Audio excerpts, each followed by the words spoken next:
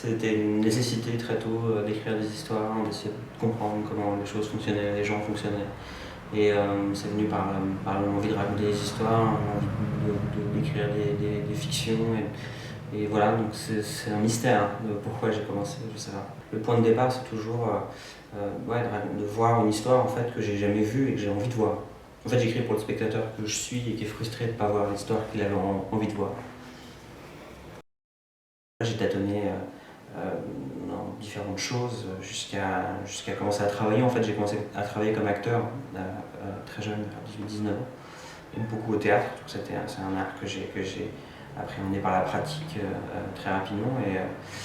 Et voilà, quand j'avais envie d'écrire, les deux se sont rencontrés assez facilement. Ce que j'aime, c'est explorer les mondes que je ne connais pas. Sur l'entreprise, j'ai fait énormément de recherches. J'avais jamais mis les pieds dans une entreprise normale, dans le monde du travail normal. Et c'était sur le monde des coopératives, des SCOP. Donc c'est un système très très particulier d'organisation que je connaissais encore moins que le monde de l'entreprise. Donc j'ai fait un gros travail de recherche pour comprendre ce monde-là et comprendre les enjeux spécifiques à cette organisation-là, etc. Et c'est ça aussi qui est intéressant dans mon travail. Enfin, ce qui m'intéresse moi dans mon travail, c'est ce travail d'exploration, d'essayer de comprendre comment les choses fonctionnent. Sur la politique, c'est la même chose. J'ai passé beaucoup de temps à rencontrer des députés, des journalistes, des assistants parlementaires pour essayer de comprendre, en dehors des a priori que j'avais moi sur ce sujet-là, comment ça fonctionne vraiment et qu'est-ce qu'on peut raconter d'intéressant en servant un matériau réel. Non, j'écris seul et jusqu'à ce que je sois satisfait de manière quasi définitive du texte. Après, effectivement, le théâtre, c'est un art qui appartient d'abord avant tout aux acteurs. La pièce, une fois que la première est passée, elle m'appartient plus beaucoup. Les acteurs en font ce qu'ils veulent, en respectant le travail qu'on a fait et en l'amenant parfois plus loin, mais c'est eux qui sont sur le plateau. Donc effectivement, ça devient un travail de groupe après. Ce qui est étonnant d'ailleurs, parce que c'est mon histoire, c'est moi qui l'ai écrite de A à Z, qui se l'approprie, et puis selon l'acteur qu'on choisit, la couleur du personnage change légèrement, ou parfois même beaucoup. Mais je ne réécris pas fondamentalement en fonction des acteurs.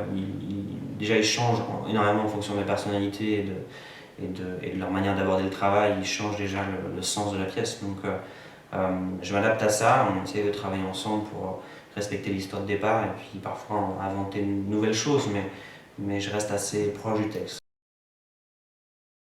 Le moins possible. Je suis d'une nation à l'ambition d'une pièce qui est un peu intemporelle. C'est une fiction totale, il n'y a pas de référence historique, il y a une référence à Hitler à un moment parce que c'est une histoire qui est finalement assez ancienne ouais, qui est l'histoire avec un grand H, mais j'ai essayé au contraire de faire référence à aucune histoire contemporaine. J'aime bien l'idée que Je suis d'une nation puisse fonctionner et pour les spectateurs d'il y a 10 ans, 5 ans, parce qu'on a créé il y a 5 ans, et aussi dans 30 ans. Et si on s'applique à faire des références trop contemporaines, du coup la pièce devient vite périmée. Et en plus, j'ai pas tellement envie de pointer du doigt un tel ou un tel, de distribuer les bons et les mauvais points. La pièce essaie d'explorer ce que c'est qu'une démocratie, ce que c'est que l'engagement politique, jusqu'où on est prêt à aller pour ça, à renier parfois ses idéaux, à parfois, au contraire, y tenir envers et contre tout, même si les circonstances exigent qu'on mette un peu d'eau dans son vin. Elle explore ces problématiques-là, elle n'est pas là pour expliquer vraiment s'il y a des gentils et des méchants dans le contexte actuel. C'est pas vraiment ma problématique. C'est un défi immense, en plus en théâtre ça n'avait jamais été fait. Depuis la création, on a eu 2-3 petits frères et 2-3 petites sœurs, ça a créé des vocations, mais moi quand j'ai commencé à l'écriture de Je suis d'une nation, j'ai cherché des référents dans l'histoire du théâtre contemporain et plus ancien, et il n'y en avait pas. Il y a eu des suites, Shakespeare a écrit des suites de pièces qu'il avait déjà écrites, mais un tout comme ça pensé dès le départ, j'ai pas trouvé de référent, donc c'était ça aussi qui était excitant, c'était d'explorer un terrain vierge, nouveau, et de se lancer un défi d'écriture vraiment différent de tout ce que j'avais fait avant, et ça m'a forcé à me poser des questions vraiment sur la narration, sur la récurrence des épisodes, faire en sorte aussi que chaque épisode puisse être vu séparément, parce qu'on l'avait créé comme ça, même si on fait que des intégrales, mais on avait quand même pensé au départ que chaque épisode puisse être vu séparément, et en même temps qu'il forme un tout cohérent, donc c'était un vrai défi d'écriture. Mais surtout, je l'ai fait pour ça, mais d'abord et avant tout parce que l'histoire de Chute d'une Nation qui m'intéressait, je ne pouvais pas la raconter en 1 heure et demie. Elle était trop longue. Ce qui m'intéressait, c'était de prendre un député totalement anonyme, au point zéro, du début de l'idée d'une candidature et de l'emmener jusqu'au soir du second tour. De raconter cette histoire-là, ça demandait du temps. Et en fait, l'envie du défi d'écriture d'une série, plus cette histoire-là, que je ne pouvais pas raconter en 1 heure et demie, pas telle que je commençais à l'imaginer, ben, c'est ces deux envies qui se sont rencontrées et qui ont fait que j'ai pu me lancer dans ce projet-là. Ça dépend du sujet en fait. J'ai écrit une pièce sur les SDF qui se laisse parfois, enfin qui accepte en tout cas la possibilité qu'ils vont mourir de froid dans la rue.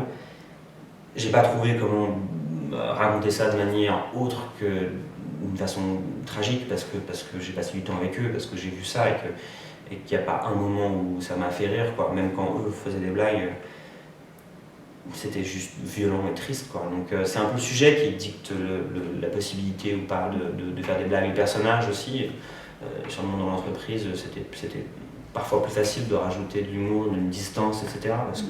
Parce qu'ils ont tous un travail, parce qu'ils se lancent dans une nouvelle aventure, une coopérative, c'est un bouleversement majeur du rapport à la société, à la hiérarchie, au travail, etc. Mais ça va, ils vont survivre, quoi qu'il. Donc ils peuvent se permettre de faire des blagues, etc.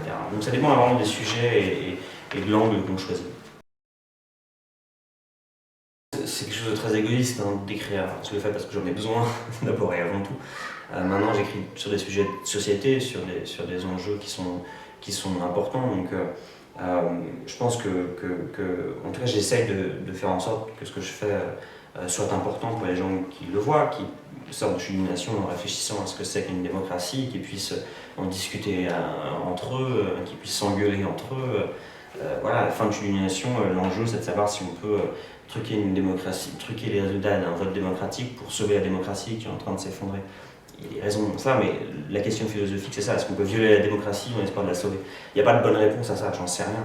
Mais j'aime bien poser cette question-là et j'aime bien que les gens s'approprient ce débat-là et en parlent entre eux. Donc oui, c'est important. Le rôle d'un artiste quand il s'attaque à tel sujet est important. Après, il faut voir si la pièce est réussie ou pas. Je ne suis pas très mal placé pour répondre à cette question, mais en tout cas, j'essaye d'apporter une contribution au débat. Au contraire, même, j'essaye de ne pas me nourrir du travail des autres, j'essaye de faire des choses que je n'ai pas déjà vues. Il m'est arrivé d'arrêter un projet parce que finalement, je me rendais compte que quelqu'un d'autre avait déjà fait ça très bien.